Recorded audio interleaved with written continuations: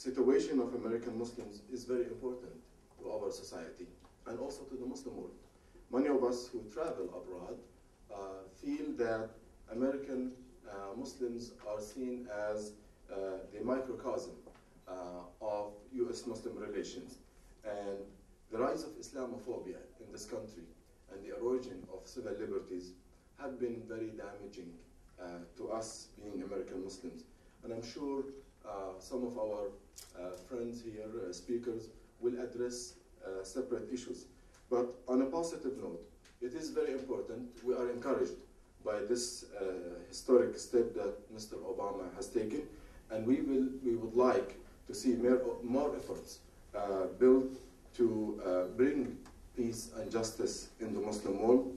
And American Muslims are not only willing, but they are ready to help.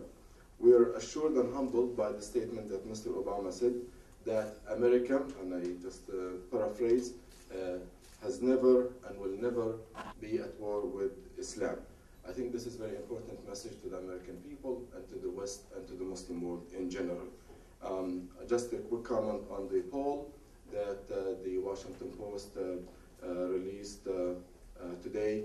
It showed that the majority of Americans are not aware of Islam, and their views and knowledge about Islam is negative.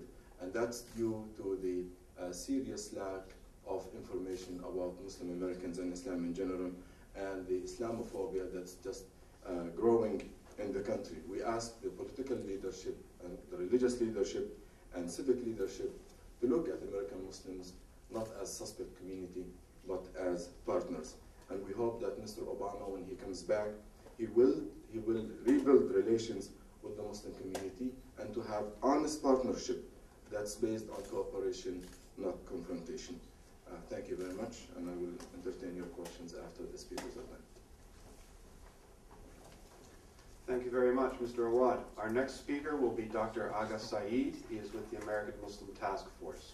American Muslims of Palestine, Council on American Islamic Relations, Mass Freedom Foundation, Muslim Alliance in North America, Muslim Students Association National, Muslim Ummah of North America, United Muslims of America. They're all members, and we have 3 organizations as Islamic Circle of North America is also a member, and we have Islamic Society of North America as an observer, Muslim Public Affairs Council as an observer, and also in Islamic Educational Centers observer. As you might have gathered by now, these are most of the major Muslim national organizations involved with this coalition, either as members or as observers. We are all agreed on the following, that we are very much encouraged by President Obama's trip to Turkey and his very clear statement that the United States is not at war with Islam. That's important because previously there was an ambiguity in the administration's stance, whether it's war against terror or war against Islam, and that was reflected in policy development, implementation of policies, and treatment of the community here and elsewhere. We now hope that everybody will follow the lead from the President, especially the executive branches, most specifically Department of Justice, as well as Department of State, in fulfilling that vision.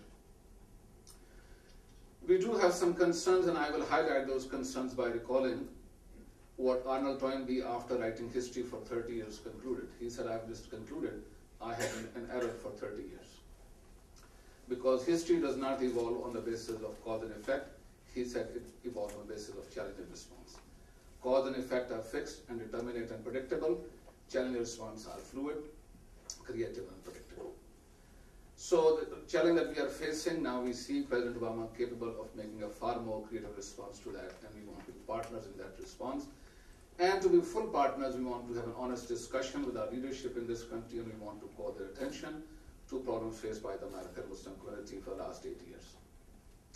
We can summarize that as being subjected to COINTELPRO or counterintelligence program, and I will just call your attention that this was started in 1950 against the Communist Party, then the Socialist Workers' Party, then the African American community, particularly Dr. King, and particularly after his march on Washington, that was hugely successful, and it was exactly at that time that FBI memo was written. I want to read you Just a couple of lines from that memo. It said, and this is William S. C. Sullivan, the head of Bureau's Powerful Division 5, its Domestic Intelligence Division. He wrote on March, in an August 30 memo, about the March, on August 30th memo, he said, personally I believe, in the light of King's powerful demagogic speech yesterday, he stands head and shoulders above all Negro leaders put together when it comes to influencing great masses of Negroes.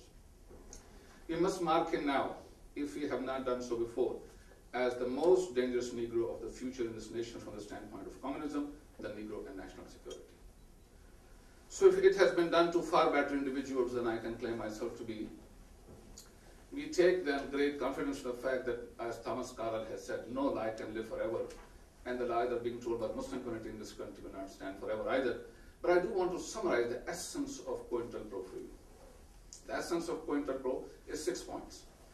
Number 1, creating alternate leadership in the target community, creating leaders of your own choice, putting Nelson Mandela in jail, and putting the Zulu chief Buthelezi as the Minister of Interior Affairs. Second is to undermine legitimate organizations. And nowhere that has been more evident than in the unindicted co-conspirator list. Attached to the Holy Land Foundation case, in which 307 organizational individuals, roughly 3/4 of the community, Muslim community, was indicted or unindicted. Third, and the most important, is controlling the agenda. Fourth is disrupting internal unity, divide and rule. Fifth is denying them access to means of mass communication. And sixth is bleeding them economically. Starting case after case, each case costs you $2 to $3 million. You have 20 cases, community is done for, people now become frightened, organizations aren't funded anymore, they don't have members, people start to leave, you begin to kill the community because you're killing its institutions. How do you kill a community? You kill its institutions, you kill its leaders, the community is done for. That process must be stopped. What we are asking our Obama administration specifically are 5 things right now. Number 1 is to stop infiltrating mosques. It's not simply infiltration of mosques, it's actually using that information to intimidate the imams. In Florida, very much on the precinct of the mosque, in a parking lot, an individual is stopped and asked, what did you pray today? When FBI can ask what somebody prayed, that is fascism, that's not democracy. Secondly, we want them to stop entrapment, agent provocateurs. Now, what we saw in California was a false conversion. For FBI to induce false conversions is the most fundamental disrespect to any religion. Third, we want them to stop targeting legitimate organizations, as they're done to NAACP, now they're doing to CAIR, we want it stopped. It's not the job of the government to decide who will lead a community, it's for the community to decide who will lead them. Number 4, we want guilt by association to be eliminated. And number 5, we want fusion centers and their charge to be the example. Somebody else is going to speak about the fusion centers. But I tell you as a teacher, if that was a paper written in my class, the person will get a D, that would be F. Because it says one individual said Islam should be the religion of the earth, and therefore it is now confirmed. Every Muslim in this country wants to have Khilafah in this country, and therefore every activity by Muslim should be suspect. If this is the level of law enforcement analyses, I think we're in serious trouble. What we are asking our government is to look at these issues, 5 demands we have made, and we believe only by repairing these things, America can repair its image here and internationally. And I thank you.